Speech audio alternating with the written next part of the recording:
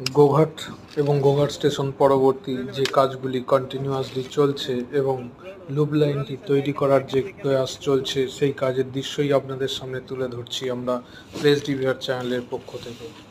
দেখুন, এই কাজগুলি অলরেডি হয়ে গেছে, সম্পূর্ণ হয়ে গেছে এবং এর পরবর্তীতে যে গোঘাট স্টেশনে ওভারব্রিজের কাজ, সেই ওভারব্রিজের কাজ চলছে, অর্থাৎ ওভারব্রিজটি সম্পূর্ণ হলে লুপ লাইনের কাজ সম্পূর্ণ হবে এবং তারপরেই কিন্তু এখানে ট্রেন আসবে এবং এখানে ট্রেন এসে দাঁড়াবে, অর্থাৎ আরামবাগ স্টেশনে যে সমস্ত ট্রেনগুলি আসে সেই সমস্ত বেশিরভাগ ট্রেনই চলে আসবে এরপর গোঘাটে এবং গোঘাট থেকে কামারপুকুরের উদ্দেশ্যে রওনা হবে। কেননা জানেন যে ভাবা দিঘির দিকে যে জটিলতা ছিল সেই জটিলতা অনেকাংশেই দূরীভূত হয়েছে এবং আশা করা যায় 6 জুনের আগেই কাজ শুরু হবে।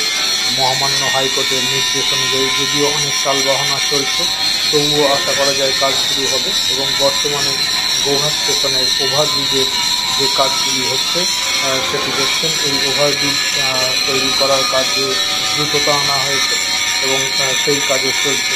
তো বন্ধুরা, এইভাবে আমাদের সঙ্গে থাকুন এবং চ্যানেলটিকে সবসময় সঙ্গে রাখুন।